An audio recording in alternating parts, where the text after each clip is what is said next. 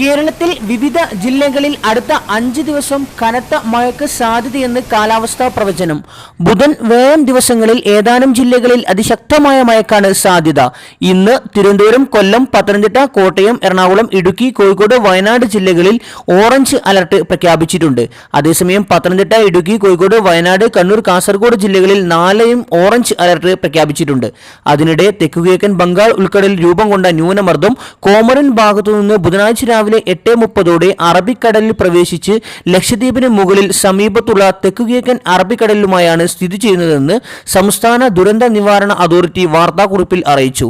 അടുത്ത 3 ദിവസം വടക്കുകിഴക്ക് പടിഞ്ഞാറ് ദിശയിൽ സഞ്ചരിക്കുന്ന ന്യൂനമർദ്ദം കൂടുതൽ ശക്തി പ്രാപിക്കാൻ സാധ്യതയുണ്ടെന്നാണ് മുന്നറിയിപ്പ്.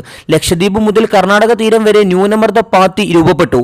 എന്നാൽ അടുത്ത 48 മണിക്കൂറിൽ ന്യൂനമർദ്ദം തീവ്ര ന്യൂനമർദ്ദമാകാനുള്ള സാധ്യത വളരെ കുറവാണ്. ന്യൂനമർദ്ദ സ്വാധീന ഫലമായി തെക്കേ ഇന്ത്യക്ക് മുകളിൽ കിഴക്കൻ കാറ്റ് ശക്തി പ്രാപിക്കാൻ സാധ്യതയുണ്ട്. കേരളത്തിൽ നവംബർ 7 വരെ ഇടിമിന്നലോടുകൂടിയ മഴ തുടരാനാണ് സാധ്യത.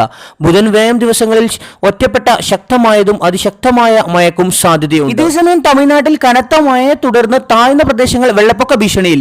ചെന്നൈ നഗരത്തിലും സമീപ പ്രദേശങ്ങളിലും കനത്ത മഴ തുടരുകയാണ്. കനത്ത മഴയെ തുടർന്ന് 18 ജില്ലകളിൽ സ്കൂളുകൾക്ക് അവധി പ്രഖ്യാപിച്ചു. രാത്രി 7:30 ആരംഭിച്ച കനത്ത മഴയിൽ താഴ്ന്ന പ്രദേശങ്ങളിലെ റോഡുകളിൽ വെള്ളം കയറി, ഗതാഗതം സ്തംഭിച്ചു. ചെന്നൈയിലടക്കം ഇന്നും കനത്ത മഴ ഉണ്ടായേക്കുമെന്നാണ് കാലാവസ്ഥാ മുന്നറിയിപ്പ്.